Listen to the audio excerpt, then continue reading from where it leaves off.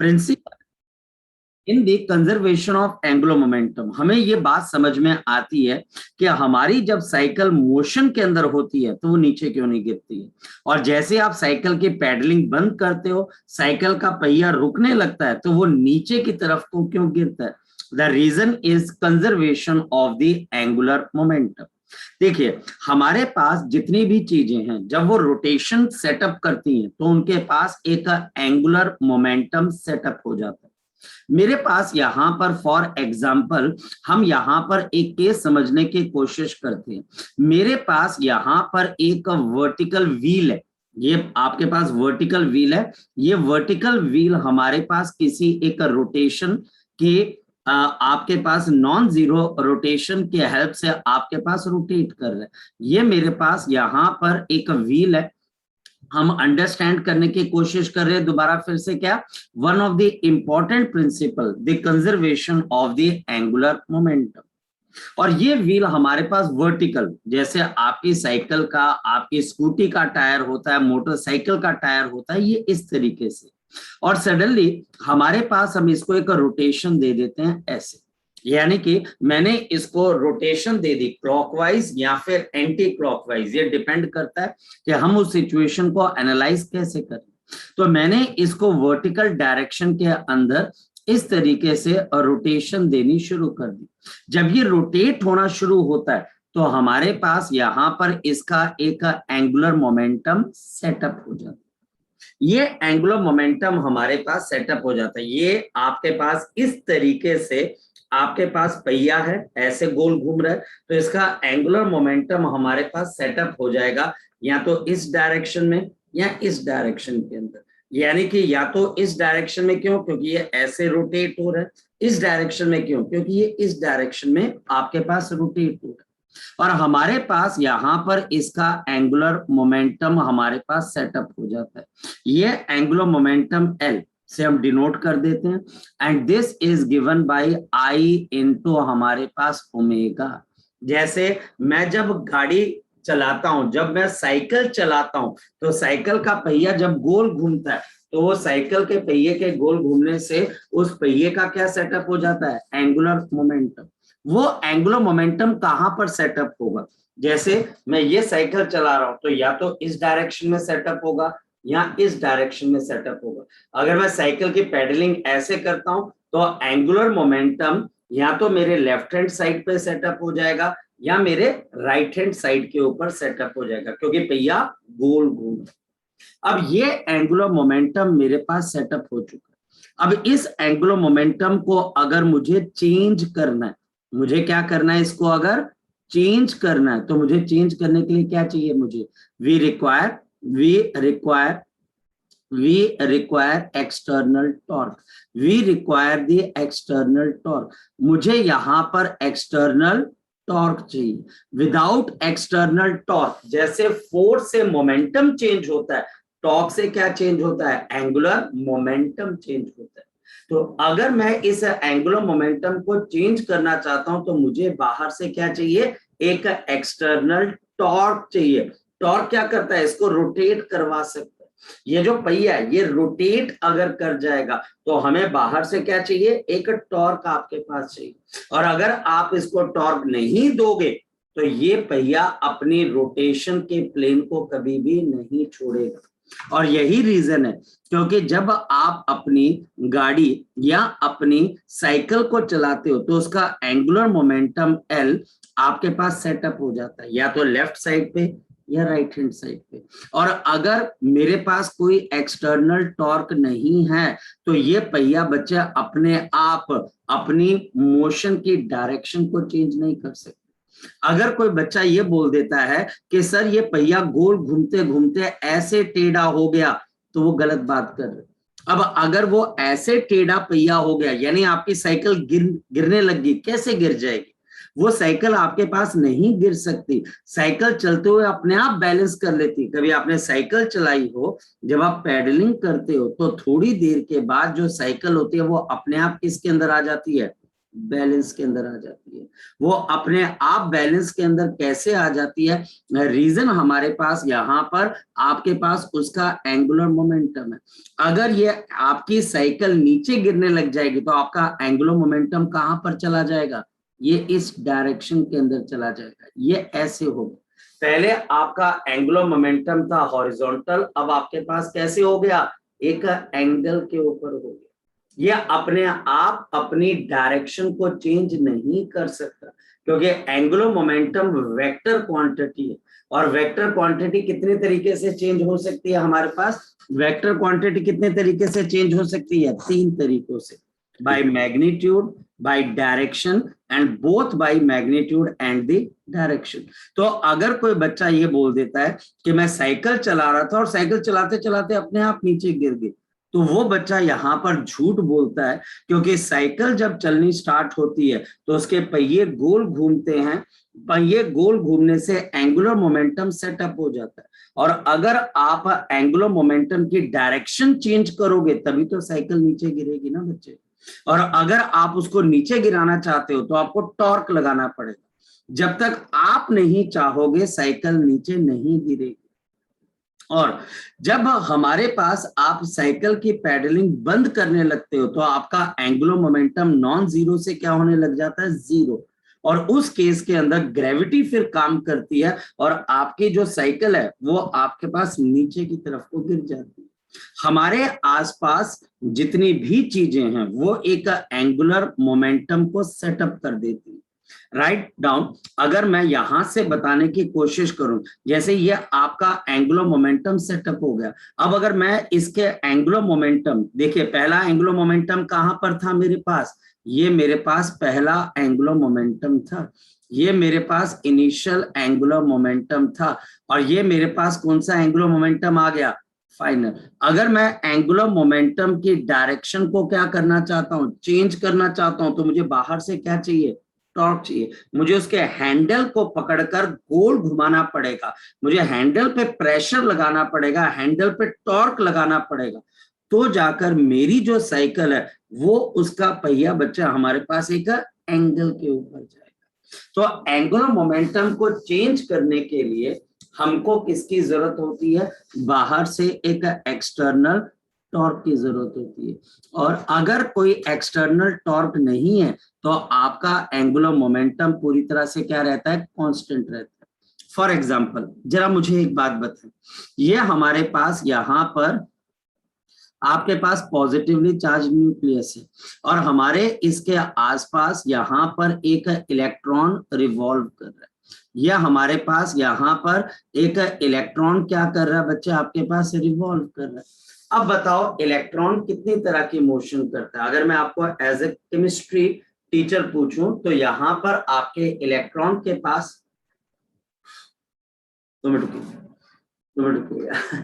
आपके इलेक्ट्रॉन के पास बच्चे हमारे पास कितनी तरह के एंगुलर मोमेंटम हो सकते हैं? एक, आपका इलेक्ट्रॉन हमारे पास यहाँ पर इस तरीके से एक ऑर्बिट के अंदर रोटेट करता है, हाँ या ना? यह हमारे पास एक इलेक्ट्रॉन इस तरीके से रिवॉल्व करता है, तो हमारे पास एक एंगुलर मोमेंटम इसके पास कहाँ की तरफ को हो जाता है? इन दी अपवर्ड डायरेक्शन, यानी कि it will be perpendicular upward direction. दूसरा, हमारे पास आपने ये भी सुना होगा कि एक जो इलेक्ट्रॉन है हमारे पास, आपने ये बात भी सुनी होगी कि हमारे पास जो एक इलेक्ट्रॉन है, ये इलेक्ट्रॉन अपनी एक्सिस के ऊपर एक और एंगुलर मोमेंटम भी गेन करके रखता है, जिसको आप यहाँ पर क्या बोल देते हो? एक ऑर्बिटल एंगुलर मोमेंटम होता है और एक स्पिन एंगुलर मोमेंटम होता है। केमिस्ट्री में सुना आपने इसके बारे में? ये देखिए बच्चे हमारे पास ये वही चीज है, ये जो छोटी सी एरो आपको शो कर रही है ये स्पिन एंगुलर मोमेंटम है। ये हमारे पास स्पिन एंगुलर मोमेंटम है, इसको मैं LS से डिनोट कर रहा हूँ। और इसके पास एक और एंगुलर मोमेंटम है जिसको मैं किससे डिनोट कर रहा हूँ बच्चे? आपके पास L, आपके पास O से, यानी कि ऑर्बिटल एंगुलर मोमेंटम। जब भी कोई चीज किसी पॉइंट के अबाउट रोटेट करना शुरू करती है तो वहां पर हमारे पास एंगुलर मोमेंटम सेटअप हो जाता है। और इस एंगुलर मोमेंटम को चेंज करने के लिए आपको बाहर से किसकी जरूरत होती है बच्चे? हमें एक टॉर्क की जरूरत होती है, पॉइंट यहाँ पर। और अगर ये टॉर्क मेरे पास प्रेजेंट नहीं है तो मेरा एंगुलर मोमेंटम किसी भी हद तक बच्चे आपके पास चेंज नहीं होगा। मेरा एंगुलर मोमेंटम जैसा था मेरे पास वो एंगुलर मोमेंटम वैसे का वैसा रहेगा।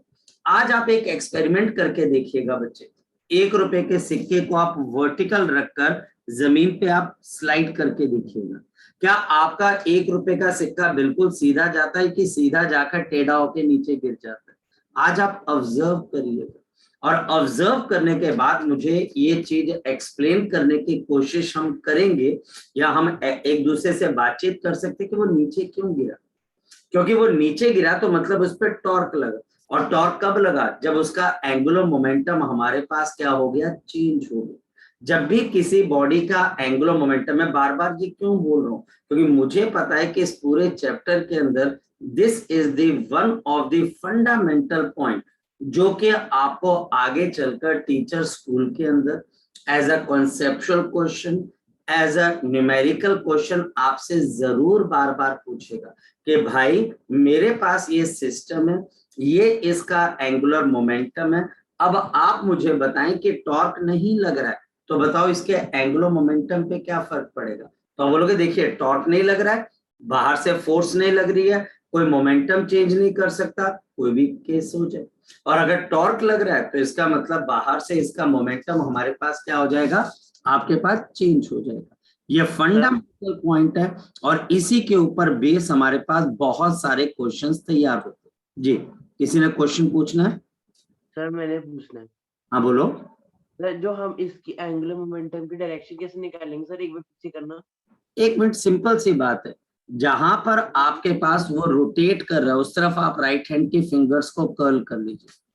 आप यहां पर बड़ी सिंपल सी बात है, curl your right hand fingers, right hand fingers, curl your right hand fingers along the along the along the rotational along the rotation of the body, along the rotation of the body, along the rotation of the body. The extended right hand thumb, the extended right hand thumb, the extended right hand thumb, the extended right hand thumb will give direction of angular momentum, will give the direction of angular momentum, direction of the angular momentum. This will give the direction of the angular momentum. लग गया पता बच्चे आपको? लग गया पता आपको? अगर कोई ऑब्जेक्ट हमारे पास इस तरीके से आपके पास रोटेट हो रही है, और suppose this is rotating in the anti clockwise direction, अब आप अपने राइट हैंड के फिंगर्स को आप जो है इस डायरेक्शन के अंदर कर्ल कर लीजिए जिस डायरेक्शन के अंदर ये रोटेट हो रही है, और आपका जो अंगूठा होगा एक्सटेंडेड, यानी कि जो आपके मेन हैंड से अलग अंगूठा होगा वो आपको किसकी डायरेक्शन दे देगा? It will give you the direction of the आपके पास एंगुलर मोमेंटम। बस इतनी सी तो बात है आपके पास। Just curl your right hand fingers along the direction of the motion. तो यहाँ पर मेरी जो आपके राइट हैंड की फिंगर्स है वो आपके पास आप एंटी क्लॉकवाइज लेके चले, तो आपका अंगूठा कहाँ की तरफ को आ रहा है शौर्य? ऊपर आ रहा है कि नीचे की तरफ को आ रहा है? बताओ शाबाश। सर ऊपर की तरफ। तो फिर आपका मतलब यहाँ पर एंगुलर मोमेंटम की डायरेक्शन कहाँ की तरफ को है? आपके पास अपवर्ड डायरेक्शन। ये सिंपल सी बात है। अगर ये आपके पास इस तरीके से रोटेट हो रहा होता तो डाउनवर्ड, अगर ऐसे रोटेट हो रहा होता तो आपके पास यहाँ पे लेफ्ट हैंड साइड, अगर ऐसे रोटेट हो रहा होता तो राइट हैंड साइड। बस इतनी सी तो बात है। आपको सिर्फ उंगलियों को उस मोशन की डायरेक्शन के अलोंग कर्ल कर लेना है। जो आपका अंगूठा होगा that will give the direction of the angular momentum, that's it. ठीक है सर जी, बोले पार्थ। सर कोई एक्सटर्नल टॉर्क नहीं लगेगी तो एंगुलर मोमेंटम कांस्टेंट रहेगा फिर? ये डेफिनेटली बच्चे, बिल्कुल यही तो हमारे पास हम कल से पढ़ रहे हैं इसके अंदर से। ठीक है, कोई अगर आपके दिमाग में स्पेसिफिक केस है तो आप मुझसे डिस्कस कर सकते हो।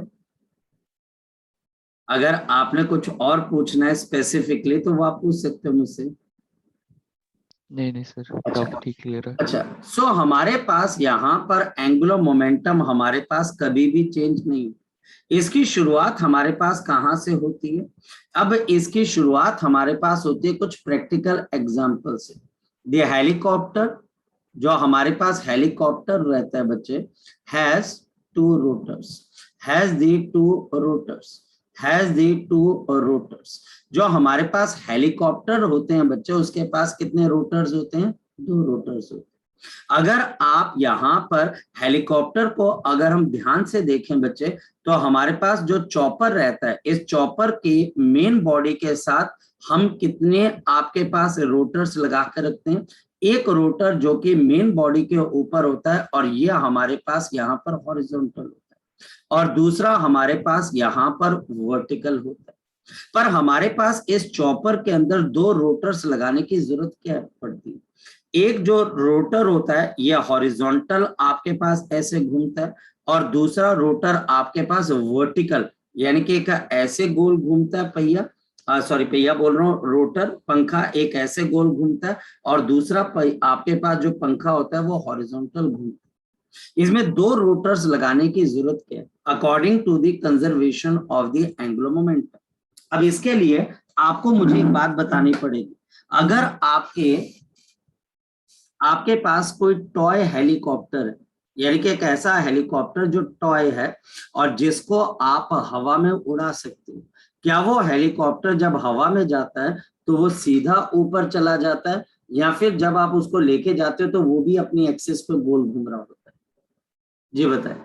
आपको पहले तो ये देखना पड़ेगा कि क्या आपके पास टॉय हेलीकॉप्टर है, और वो टॉय हेलीकॉप्टर जब हवा में जाता है तो उसकी जो मेन बॉडी होती है वो स्टेबल होती है कि वो भी गोल घूम रही होती है? कभी टॉय हेलीकॉप्टर आपने देखा बच्चे? Yes, sir.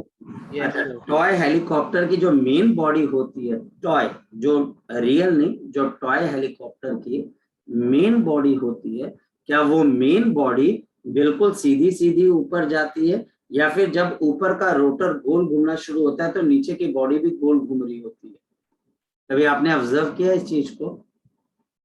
कभी आपने ऑब्जर्व किया इस चीज को? चलो मैं यहाँ पर बता देता हूँ, शायद से आपने ऑब्जर्व ना किया। तो सबसे पहले बच्चे हम यहाँ पर इसके रोटर की कहानी हम समझने की कोशिश करते हैं। हमारे पास इनिशियली अगर देखा जाए तो हमारे पास जो हेलीकॉप्टर होता है उसका एंगुलर मोमेंटम आपके पास 0 होता है, क्योंकि इंजन बंद होता है। एंगुलर मोमेंटम हमारे पास क्या होता है? 0 होता है। इनिशियली जो हेलीकॉप्टर का एंगुलर मोमेंटम होता है वो हमारे पास 0 होता है। क्यों 0 होता है? क्योंकि ओमेगा आपके पास 0 के बराबर होती है, क्योंकि आपका हेलीकॉप्टर जो कि मैदान में रखा हुआ है, जो एयरफील्ड में रखा हुआ है, वो बिल्कुल रेस्ट पे होता है। ना उसका पहिया गोल घूम रहा होता है, जो आपके पहिया बोल रहा हूँ, ना उसका रोटर गोल घूम रहा होता है, ना कुछ, वो सब मशीनरी आपके पास रुकी हुई होती है। इफ, अगर बच्चे हमारे पास ध्यान से समझें, इफ दी आपके पास big rotor, if the big rotor, जो हमारे पास बड़ा आपके पास यहाँ पर पंख है, if the big rotor starts in the anti clockwise direction, in the anti clockwise direction, अगर ये एंटी क्लॉकवाइज डायरेक्शन के अंदर आपके पास रोटेट होना शुरू होता है, it starts in the anti-clockwise direction with certain speed, with certain speed, with the certain speed, then the main body, then the main body, जो हमारे पास main body, the main body of the helicopter, the main body of the helicopter, जो main body है किसकी बच्चे? हमारे पास helicopter. The main body of the helicopter will start moving या rotating, या फिर rotating in the आपके पास clockwise direction, in the clockwise direction, in the clockwise direction so as to keep the final angular momentum is equal to 0. angular momentum equal to 0. ये point अब हमको ध्यान से समझ में आना चाहिए। अगर हमारे पास यहाँ पर ये जो हेलीकॉप्टर की आपके पास ऊपर वाला रोटर है, ये जो हमारे पास हेलीकॉप्टर का हमारे पास यहाँ पर ऊपर वाला जो रोटर है, अगर मान लिया जाए कि ये एंटी क्लॉकवाइज डायरेक्शन में गोल घूमना शुरू करता है, तो एंगुलर मोमेंटम शुरू में 0 था, तो फाइनली भी 0 होना चाहिए, क्योंकि आप बाहर से टॉर्क नहीं लगा रहे, जो मशीन है वो इंटरनल फोर्सेस लगा रही है, और जिसकी वजह से अगर ये आपका रोटर एंटी क्लॉकवाइज डायरेक्शन के अंदर अगर रोटेट होना शुरू होता है, तो इसकी मेन बॉडी की टेंडेंसी कहां पर रोटेट होने की होगी? Towards the clockwise direction. यानी कि ये पहिया जैसे ही आपके पास एंटी क्लॉकवाइज घूमेगा, नीचे की बॉडी क्लॉकवाइज घूमेगी, ताकि जितना एंगुलर मोमेंटम ये हेलीकॉप्टर नेगेटिव डायरेक्शन में गेन कर रहा है, उतना एंगुलर मोमेंटम कितने में गेन कर जाए? पॉजिटिव के अंदर, और टोटल एंगुलर मोमेंटम दोबारा से फिर किसके बराबर हो जाए? 0 के बराबर। और ये बात बिल्कुल सच है। हम जब भी किसी मैकेनिकल सिस्टम की बात करते हैं, वहां पर लॉज ऑफ फिजिक्स जो होते हैं वो इंपॉर्टेंट रोल प्ले करते हैं। वहां पर हमारे पास अगर ये रोटर जैसे एंटी क्लॉकवाइज घूमता है, तो जो मेन बॉडी है वो क्लॉकवाइज घूमने लगेगी, ताकि जितना ये मोमेंटम एक आपके पास सपोज कि पॉजिटिव डायरेक्शन में गेन कर रही है, तो नीचे वाली बॉडी उतना मोमेंटम कितने में गेन कर जाए? Negative. And positive plus negative दोनों मिलकर दोबारा से किसके बराबर हो जाए? आपके पास 0 के बराबर। ये हमारे पास बिल्कुल सिंपल है। कंजर्वेशन ऑफ एंगुलर मोमेंटम क्या बोलता है? जितना मेरे पास एंगुलर मोमेंटम शुरुआती दौर के ऊपर था, कितना था? 0 था, तो बाद में भी क्या होगा? 0। तो अगर आप किसी पोर्शन को एंगुलर मोमेंटम देने की कोशिश करोगे, तो सिस्टम अपने आप को रिस्ट्रक्चर करेगा, ताकि वो एंगुलर मोमेंटम को दोबारा से क्या कर सके? 0। अगर पंखा सिस्टम में एंटी क्लॉकवाइज जाना चाहता है, तो हेलीकॉप्टर की मेन बॉडी क्लॉकवाइज डायरेक्शन में आएगी। अगर पंखा क्लॉकवाइज डायरेक्शन में आना चाहेगा, तो नीचे वाली मेन बॉडी क्लॉकवाइज डायरेक्शन में जाएगी, ताकि एंगुलर मोमेंटम क्या हो सके? 0 हो सके। और इस चक्कर के अंदर आपका हेलीकॉप्टर कभी भी टेक ऑफ नहीं हो सकता, क्योंकि आपका हेलीकॉप्टर जैसे आपने पंखा चलाया, जैसे पंखा गोल घूमना शुरू हुआ, आपकी मेन बॉडी ने भी उल्टी डायरेक्शन के अंदर क्या लेना स्टार्ट कर दिया? चक्कर लेने स्टार्ट कर दिया। आप क्लॉकवाइज ऊपर गोल घुमाया, नीचे से बॉडी एंटी क्लॉकवाइज गोल घूमनी शुरू कर दी। तो फिर उस केस में जो आपका पायलट होगा, वो पायलट बैलेंस कैसे बनाएगा? वो पायलट जहाज को ऊपर कैसे लेके जाएगा? इस वजह से हमारे पास हम यहाँ पर कौन सा आपके पास रोटर लगा देते हैं? ये पिछले वाला रोटर लगा देते हैं। ये रोटर जो है ये क्या काम करता है? ये इस हेलीकॉप्टर को बिल्कुल सीधा रखता है और इसको क्लॉकवाइज या एंटी क्लॉकवाइज डायरेक्शन में जाने से रोकता है। ये उसको रोकता है कि आप ना तो क्लॉकवाइज जाएंगे और ना ही आप कैसे जाएंगे? एंटी क्लॉकवाइज जाएंगे। आप बिल्कुल सीधा ऊपर की तरफ उड़ेंगे। और एक और चीज, ये चीज हमारे पास इस वजह से बच्चा हमारे पास यहाँ पर सच भी है, क्योंकि अगर मान लिया जाए फॉर एग्जांपल आप किसी हेलीकॉप्टर, टॉय हेलीकॉप्टर की बात करता हूँ, क्योंकि अब आपकी मेमोरी बहुत शार्प होनी चाहिए कि आपके घर के आसपास कोई छोटा बच्चा है जिसके पास यहाँ पर छोटा टॉय हेलीकॉप्टर है, उसके पास पिछला रोटर नहीं होता। जो हमारे पास घरों के आसपास जितने भी आपके पास बच्चे हैं जिनके पास टॉय हेलीकॉप्टर है, उनके पास सिर्फ एक रोटर होता है। कौन से वाला? बड़े वाला। उसके पास वर्टिकल रोटर नहीं होता है, छोटे वाला जो टेल पे लगा होता है। और इस वजह से जब भी वो बच्चा उस हेलीकॉप्टर को प्रेस करता है ऊपर ले जाने के लिए, तो वो हेलीकॉप्टर कभी भी सीधा ऊपर नहीं जाता है, वो बच्चे गोल घूमता हुआ ऊपर की तरफ हो जाता है। और अगर उस टॉय हेलीकॉप्टर का पंखा क्लॉकवाइज घूम रहा है, तो उस हेलीकॉप्टर की मेन बॉडी एंटी क्लॉकवाइज घूमती है। और रीजन ताकि एंगुलर मोमेंटम को क्या किया जा सके, जीरो। ये ऐसे बच्चे आपके पास रोटेट हो जाते हैं, ये एंगुलर मोमेंटम जीरो है। आप इसको क्लॉकवाइज दोगे तो नीचे वाली बॉडी एंटी क्लॉकवाइज, क्योंकि आपके पास टोटल सम क्या करना है, जीरो। तो आप इसको क्लॉकवाइज दोगे तो नीचे वाली बॉडी एंटी क्लॉकवाइज रोटेट करेगी, ताकि नेट सम दोबारा से एंगुलर मोमेंटम का क्या आ सके, जीरो आ सके। इस वजह से हेलीकॉप्टर के पास कितने रोटर्स दिए जाते हैं, 2 रोटर्स दिए जाते हैं। तो हमारे पास यहाँ पर we write down the rotor at the tail end, जो रोटर है आपके पास at the tail end, the rotor at the tail end, जो टेल एंड के ऊपर आपके पास रोटर है, हेल्प द हेलीकॉप्टर,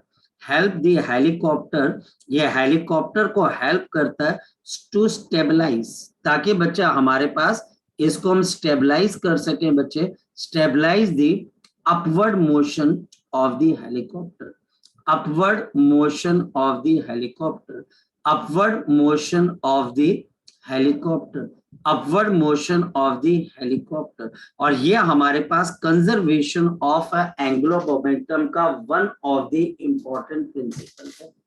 ये हमारे पास यहाँ पर इसका one of the important principle है कि हेलीकॉप्टर के पास हमारे लिए 2 रोटर्स होने क्यों जरूरी है। एक से काम चल सकता है, बिल्कुल चल सकता है, किसने बोला कि काम नहीं चलेगा, लेकिन फिर आपका हेलीकॉप्टर सीधा ऊपर नहीं जाएगा। आपका पंखा जैसे क्लॉकवाइज घूमना शुरू करेगा, नीचे वाली main body anti clockwise rotate करेगी, क्योंकि उसको टोटल एंगुलर मोमेंटम क्या करना है, जीरो। क्योंकि पहले अगर जीरो था, आप पंखे को एक डायरेक्शन में एंगुलर मोमेंटम देते हो, तो दोबारा से उसको जीरो करने के लिए मेन बॉडी को उल्टी डायरेक्शन में रोटेट करना पड़ेगा। अगर रोटर इस सिस्टम को पॉजिटिव एंगुलर मोमेंटम देता है, तो हेलीकॉप्टर की मेन बॉडी इस सिस्टम को कौन सा एंगुलर मोमेंटम दे देगी, नेगेटिव, ताकि जितना पॉजिटिव उतना नेगेटिव, और नेट एंगुलर मोमेंटम दोबारा से क्या हो जाए, आपके पास जीरो के बराबर हो जाए। जी, इसमें किसी बच्चे को कोई डाउट है तो वो बच्चा मुझसे यहाँ पर पूछ सकता है। बोलो सर, जो टेल जो रोटर होगा, जो at the tail of the helicopter होगा, उसकी मतलब पोजीशन कैसी होनी चाहिए, मतलब वर्टिकल रहती है ना, ऐसे होती है वो वर्टिकल। कभी ऐसे नहीं होती, मतलब उसको हॉरिजॉन्टल नहीं कर सकते सर कभी? बेटा मेरे ख्याल से इंजीनियर्स ने की होगी, 300-400 साल हो गए बच्चे एरोडायनेमिक्स में काम करते हो लोगों को, ठीक है, तो की होगी इंजीनियर्स वगैरह ने। और कहीं ना कहीं हम स्टेबिलिटी की तरफ को आ जाते हैं, मतलब कि सपोज कि आपके घर में पानी का जो नल है, तो वो नल ऐसे लगा होता है, तो कोई पर्सन अगर बोले कि अगर आप नल उल्टा लगा दो तो पानी बाहर आएगा, तो बोले कि आ तो जाएगा, किसी ने मना थोड़ी ना किया, लेकिन एक एफिशिएंट सिस्टम होता है और एक सिस्टम होता है जिसके अंदर एफिशिएंसी स्लाइटली कम होती है। तो इंजीनियर्स ने काफी काम किया होगा, क्योंकि हम सिर्फ आपको प्रिंसिपल बता सकते हैं एज ए फिजिक्स टीचर कि भाई आप इस बात का ध्यान रखें कि कहीं पर आप एक अकेला पंखा लगाकर छोड़ मत दीजिए, नहीं तो हेलीकॉप्टर कभी भी स्टेबलाइज नहीं हो पाएगा। अगर पंखा क्लॉकवाइज गोल घूमेगा तो नीचे वाली बॉडी एंटी क्लॉकवाइज घूमेगी, ताकि एंगुलर मोमेंटम को दोबारा से क्या किया जा सके, जीरो किया जा सके। तो किया होगा बच्चे हमारे पास, लेकिन वहां पर सिस्टम की एफिशिएंसी नहीं आई हुई। ठीक है बच्चे? Okay sir. ठीक है। और सबसे पहले जो रोटर्स होते हैं हमारे पास, उसमें सबसे पहले पिछले वाला रोटर चलाया जाता है।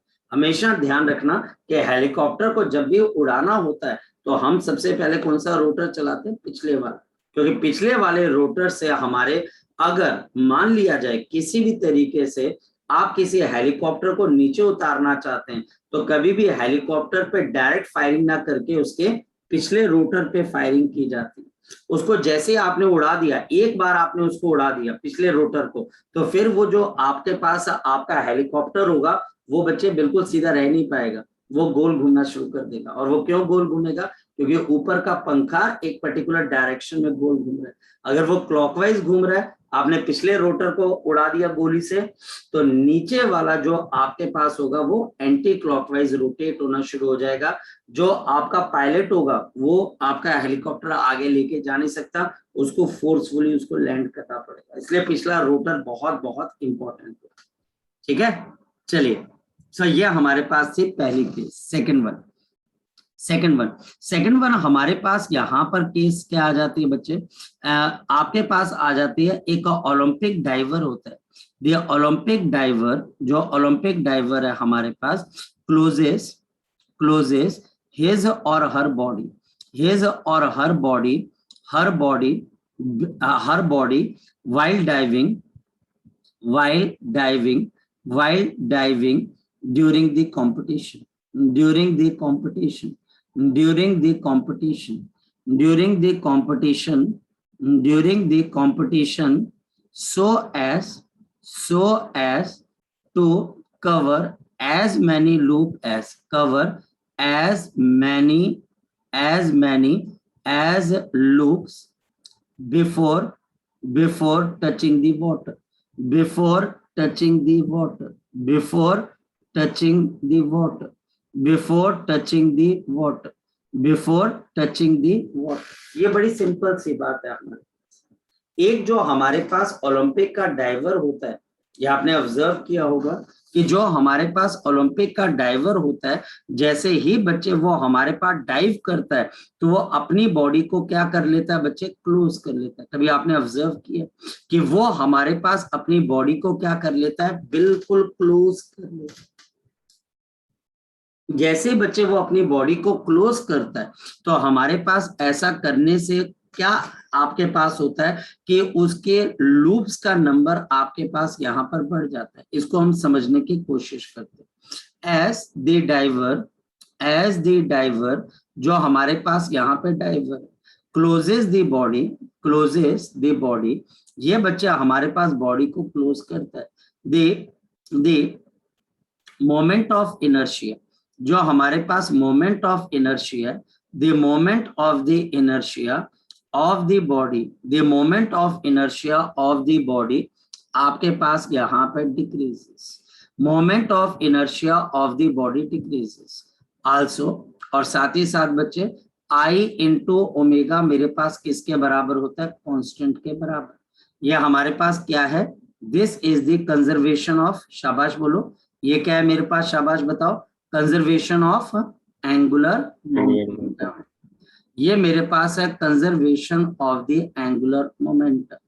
अगर हमारे पास यहाँ पर अगर ये डाइवर अपनी बॉडी को क्लोज कर देता है, the moment of inertia of the body decreases. बच्चा बोलता है क्यों, क्योंकि आपके पास I is equal to m into आपके पास r का स्क्वायर। जब बॉडी को क्लोज किया जाएगा तो r की वैल्यू आपके पास क्या कर जाती है, डिक्रीज कर जाती है।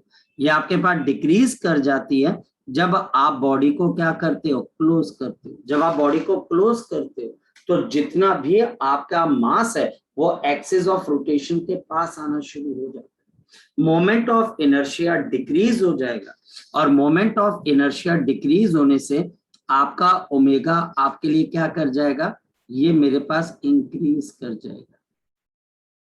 आपका मोमेंट ऑफ इनर्शिया अगर डिक्रीज कर जाता है तो आपका एंगुलर मोमेंटम कांस्टेंट रखने के लिए ओमेगा इंक्रीज कर जाता है। नो व्हाट इज ओमेगा, अब आपके पास ओमेगा क्या है, ओमेगा मेरे पास यहाँ पर क्या, आपकी एंगुलर स्पीड, यानी कि रोटेशन की स्पीड। तो आपके रोटेशन की स्पीड क्या हो जाती है, आपके पास बढ़ जाती है।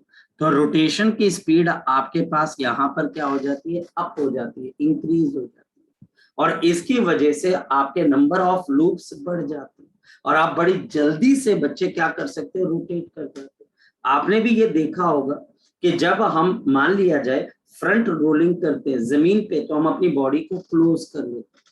हम अपनी बॉडी को जितना ज्यादा क्लोज करते हैं हमारा मोमेंट ऑफ इनर्शिया उतना कम हो जाएगा। मोमेंट ऑफ इनर्शिया कम होने से ओमेगा पे फर्क पड़ता है क्योंकि I इंटू ओमेगा कॉन्स्टेंट। अगर आप एक वैल्यू को कम करोगे तो कांस्टेंट रखने के लिए दूसरी टर्म क्या हो जाएगी, इंक्रीज हो जाएगी।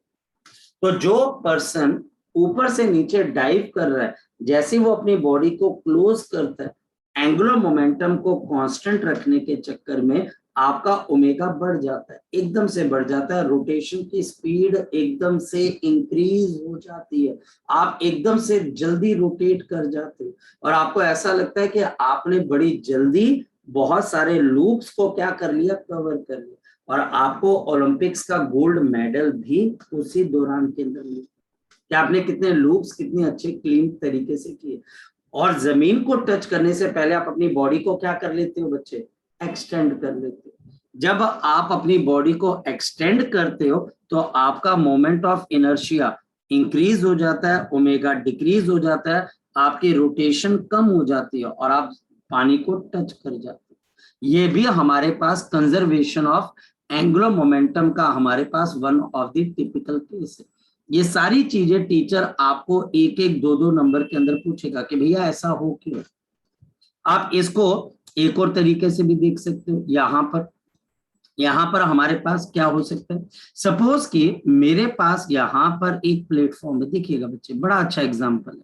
ये प्लेटफॉर्म आपके पास कहाँ पर आपको मिल सकता है, आपके घर के अंदर रिवॉल्विंग चेयर होगी। अगर आपके घर में रिवॉल्विंग चेयर है तो आज इस लेक्चर के बाद आप इसको ऑब्जर्व भी कर सकते हो।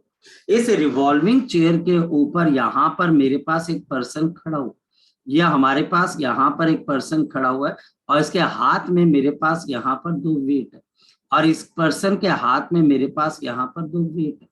ये दो वेट है ऐसे करके, ये ऐसे खड़ा हुआ और हमारे पास ये रिवॉल्विंग चेयर के ऊपर खड़ा हुआ और हमारे पास यहाँ पर ये रिवॉल्विंग चेयर किसी ओमेगा की स्पीड से क्या कर रही है, रोटेट कर रही है।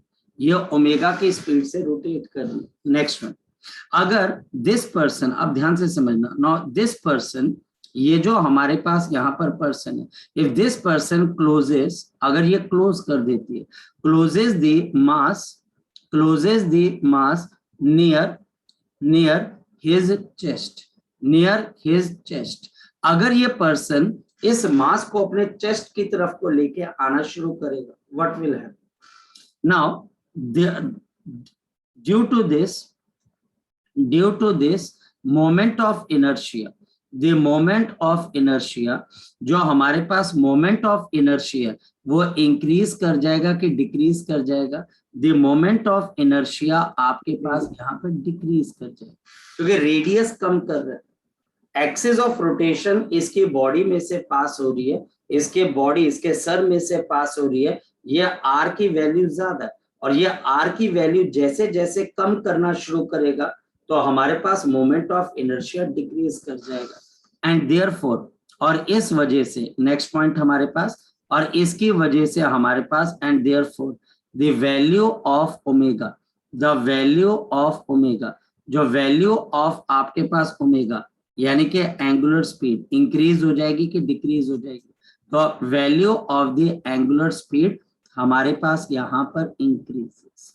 ये भी हमारे पास एक प्रैक्टिकल एग्जांपल, ये सारी चीजें हमारे पास बच्चे प्रैक्टिकल है, ये प्रैक्टिकल है, तेज हो जाएगा। अगर आपने आइस स्केटिंग के कॉम्पिटिशंस देखे हो जहां पर आइस स्केटर्स क्या करते हैं, वो बच्चे चलते चलते अपनी बॉडी को गोल घूमते घूमते क्या करते हैं, एकदम क्लोज कर लेते हैं और आप देखते हो कि देखते देखते उनकी स्पीड बढ़ जाती है और वो अपनी बॉडी को बिल्कुल ऐसे क्लोज कर लेते हैं, हाथों को बिल्कुल क्लोज कर लेते हैं, लेग्स को बिल्कुल पास लेके आ जाते हैं, जितना हो सकता है वो अपनी बॉडी को क्लोज कर लेते हैं। ऐसा करने से उनका मोमेंट ऑफ इनर्शिया डिक्रीज हो जाता है और ओमेगा की वैल्यू आपके पास क्या हो जाती है, वो हमारे पास इंक्रीज हो जाती है।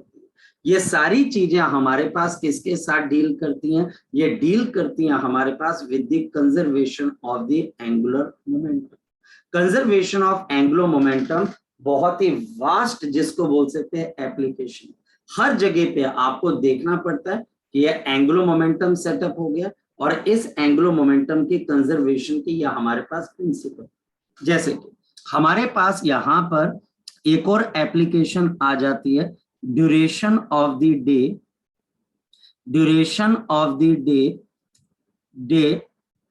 Due to melting of polar ice, due to the melting of the polar ice, melting of the polar ice, melting of the polar ice। क्या होगा अगर पोल के ऊपर जितनी भी हमारे पास आइस है वो मेल्ट हो जाते हैं। हम सुनते आते हैं कि पोलर आइस मेल्ट हो जाएगी तो ड्यूरेशन ऑफ डे पे फर्क पड़ जाएगा।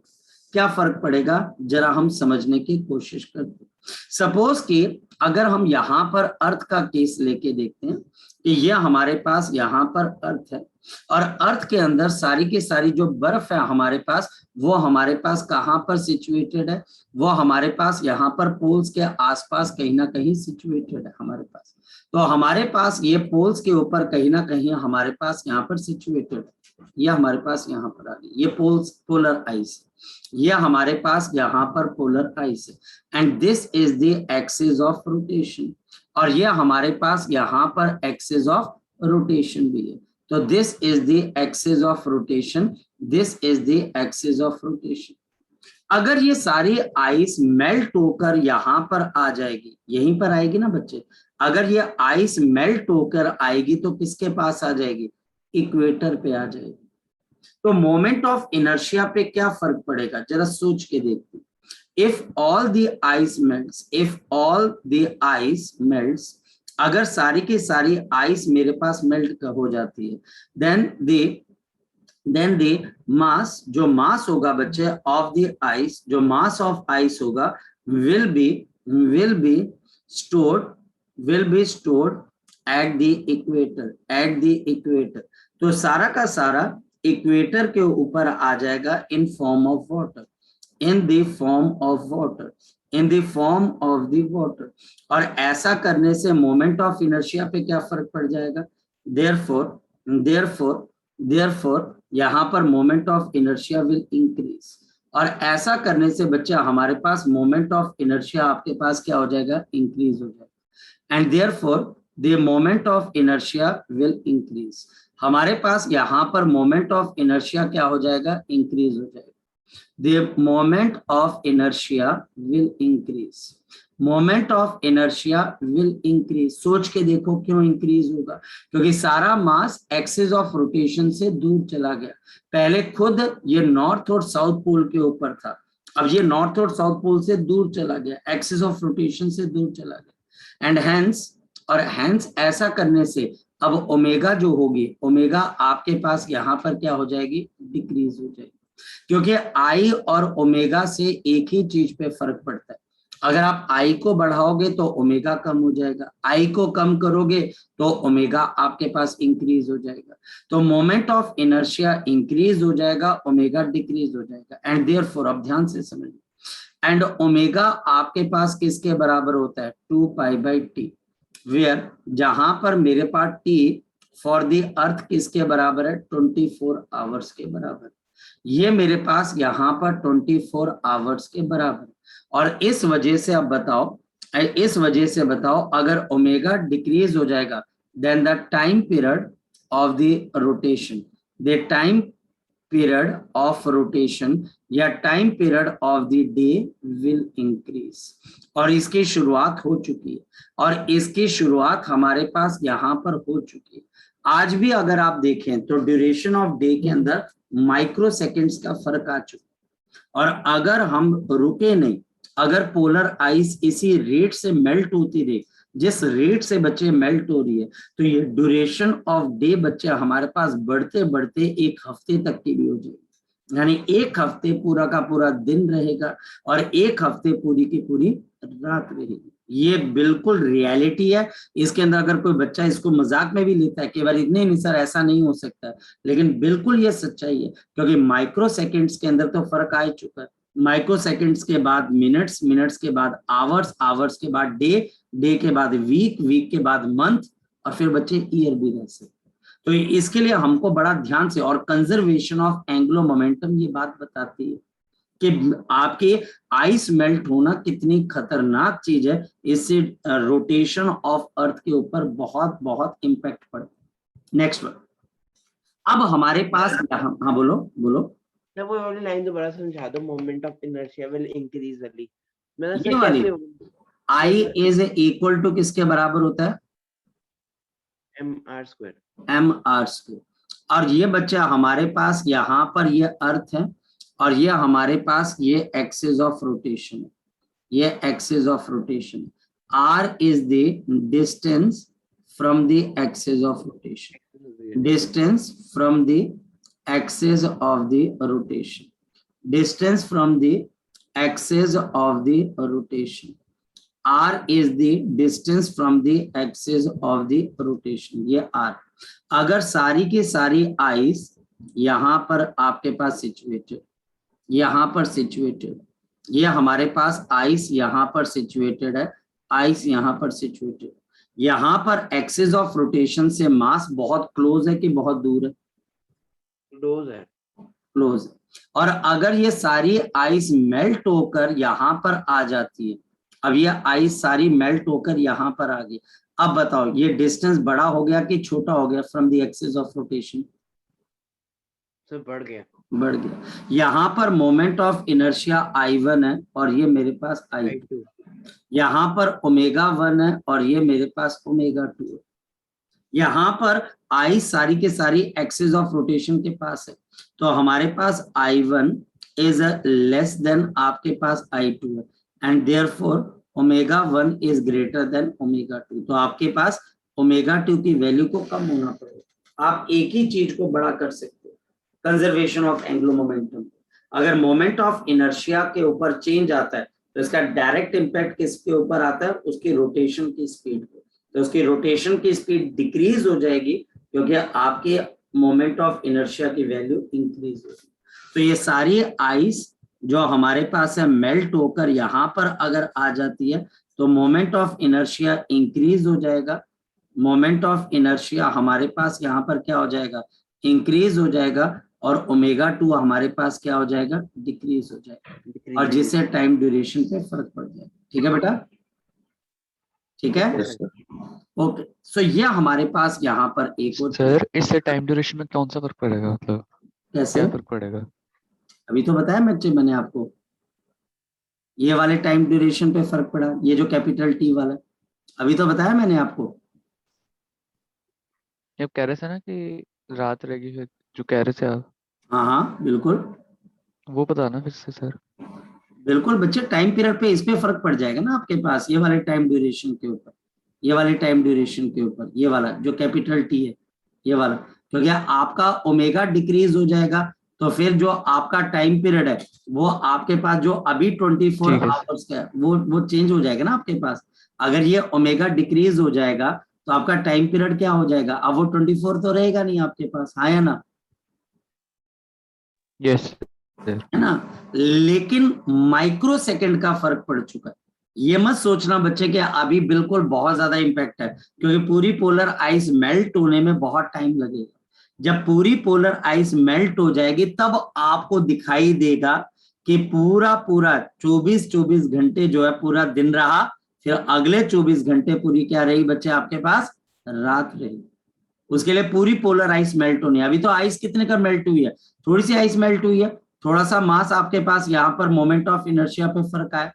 लेकिन अगर आप बहुत ज्यादा ड्रास्टिक इफेक्ट देखना चाहते हो तो ड्रास्टिक इफेक्ट नहीं है, माइक्रो सेकेंड्स का, बिल्कुल माइक्रो, 10 की पावर -6 सेकेंड के आसपास के टाइम इंटरवल का तो फर्क आ ही चुका है, और बिल्कुल आएगा क्योंकि आपका ओमेगा के ऊपर फर्क पड़ा। ओमेगा पे क्यों फर्क पड़ा? मोमेंट ऑफ इनर्शिया पे फर्क पड़ा। मोमेंट ऑफ इनर्शिया पे क्यों फर्क पड़ा?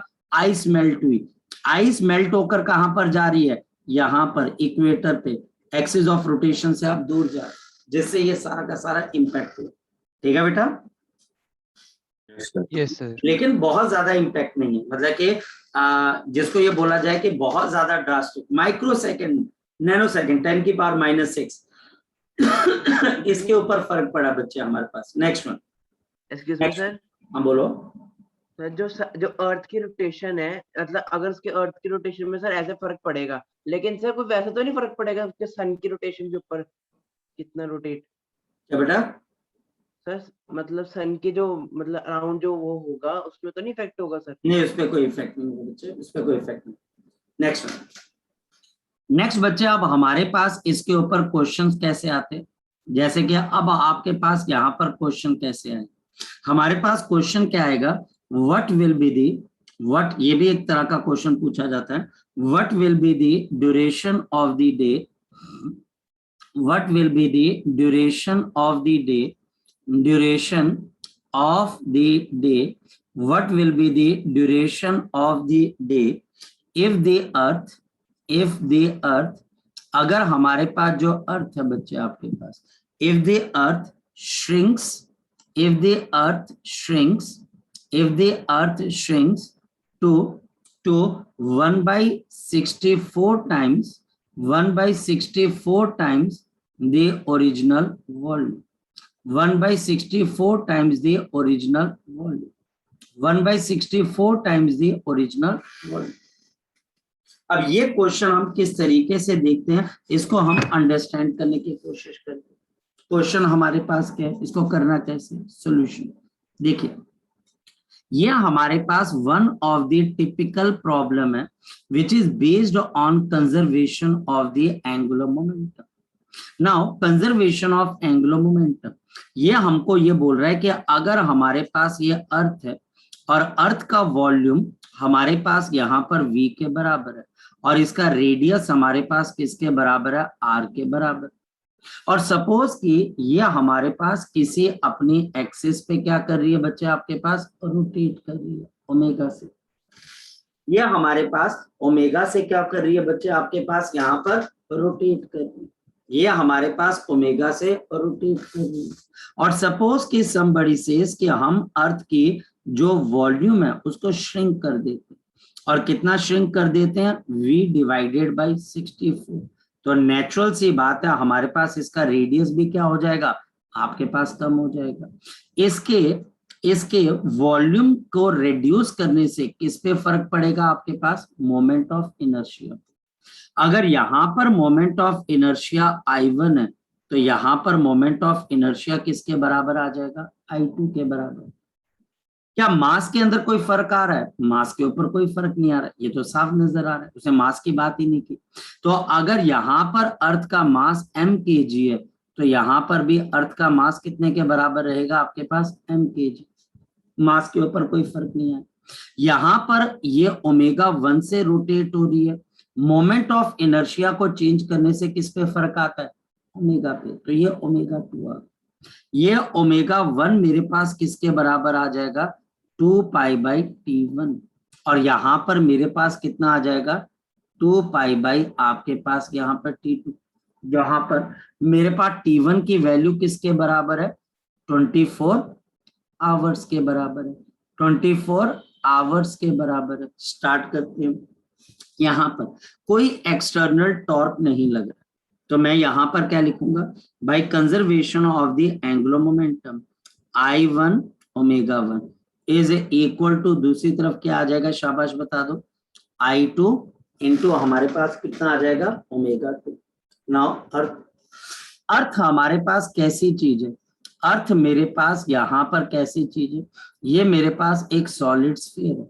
अर्थ मेरे पास कौन सी स्फीयर है, सॉलिड स्फीयर है। इसका मोमेंट ऑफ इनर्शिया कितना होता है, शाबाश बता दो, 2/5 of mr square, 2/5 of mr square, 2/5 of mr square, क्योंकि अर्थ हमारे पास एक सॉलिड स्फीयर है। इस पर्टिकुलर वजह से मेरे पास I1 की वैल्यू किसके बराबर आ जाएगी, अब I1 निकालना।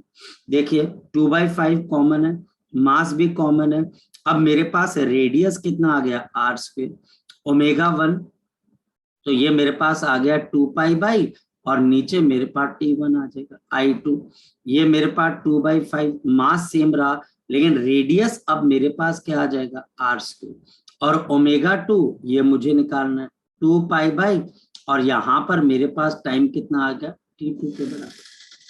हमारे पास ये one of the typical case है, और ये बेटा स्कूल के अंदर टीचर आपको क्वेश्चन पूछ सकता है। टीचर आसान क्वेश्चन कैसे दे सकता है, अगर वो रेडियस आपको दे दे, कि रेडियस दे दे। यहाँ पर थोड़ा सा मुश्किल ये है कि आपको रेडियस के बारे में डायरेक्ट इंफॉर्मेशन गिवन नहीं है, डायरेक्ट इंफॉर्मेशन रेडियस की गिवन नहीं है। तो मेरे पास यहाँ पर 2/5m, ये 2π और ये भी 2π। अब मेरे पास यहाँ पर क्या चीज आ गई बताओ, शाबाश, रेडियस का स्क्वायर अपॉन T1, T1 कितने के बराबर है, मेरे पास 24 आवर्स।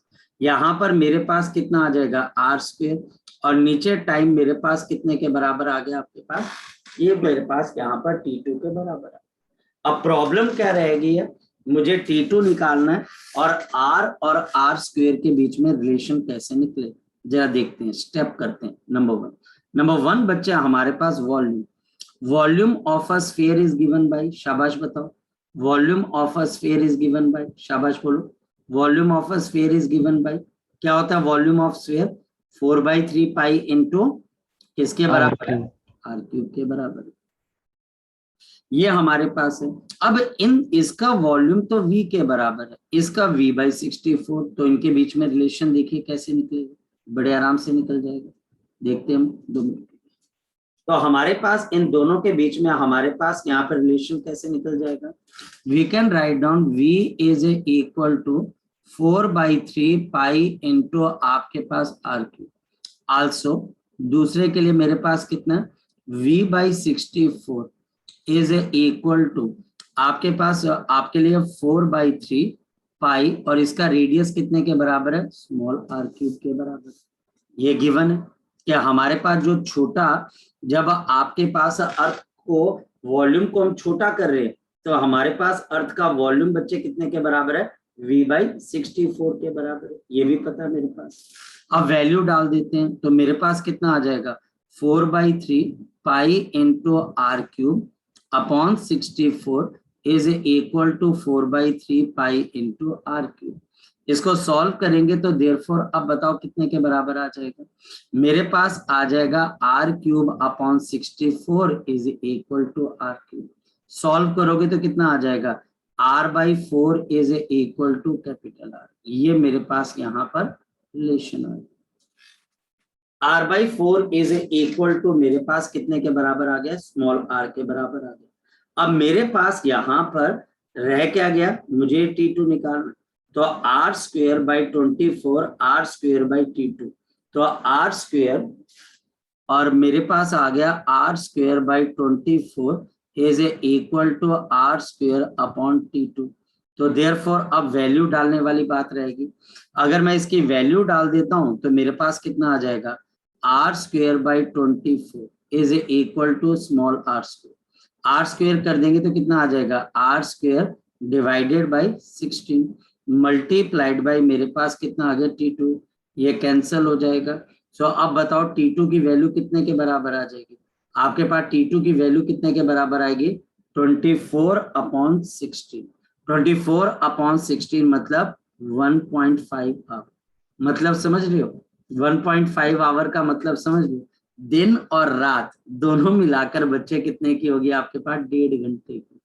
तो इसका मतलब हमारे पास जो डे है वो वैसे तो 24 घंटे का होता है, जैसे आज अगर आप देखें तो आपका दिन ड्यूरेशन तो 24 घंटे का होता है, लेकिन अगर इस तरीके से हमारी अर्थ ट्रांसफॉर्म हो जाती है तो नए दिन के ड्यूरेशन ऑफ टाइम कितने के बराबर आ जाएगा बच्चे, 1.5 घंटे का टाइम। ये one of the typical question है बच्चे, मैंने तभी क्लास के अंदर आपको करवा दिया क्योंकि हाँ बोलो, हमने 2 वॉल्यूम्स को इक्वल क्यों किया, मतलब वॉल्यूम को इक्वल तो किया ही नहीं बच्चे, मैंने वॉल्यूम को इक्वल किया होता बच्चे तो हमारे पास बात तो अलग थी, एक का वॉल्यूम v है और एक का v/64 है। ये देखो मैंने तो वॉल्यूम इक्वल किया ही नहीं आपके पास, मैंने कहा वॉल्यूम इक्वल, हाँ बोलो। मतलब सर जो ओरिजिनल के, अगर ओरिजिनल का 64th हिस्सा ये होगा, हाँ ओरिजिनल का 64 हिस्सा लिया ना तो आपको रेडियस तो उसी की टर्म में आएगा ना, हाँ या ना, अच्छा ओके सर, है ना, रेडियस तो उसी की टर्म में आएगा, नहीं तो कोई तरीका ही नहीं बचता ना बच्चे मेरे पास भी, अगर तुम बोलोगे सर आंसर बता दो, क्योंकि मैं इंफॉर्मेशन के ऊपर रिलाय करूंगा। ये मैंने जानबूझ के थोड़ा सा मुश्किल भी क्वेश्चन लिया, करने को बच्चे मैं सीधा बोल देता, देखो क्वेश्चन ये भी आ सकता था, अब अगर ये क्वेश्चन आता तुमने तो बच्चे बोलना था कि सर ये तो बड़ा आसान क्वेश्चन है, कैसे, मैं बताता हूँ। देखिए हमारे पास क्वेश्चन क्या आ जाता है, देखना बड़ा आसान क्वेश्चन है, क्वेश्चन है what will be the duration of the day, what will be the duration of the day, duration of the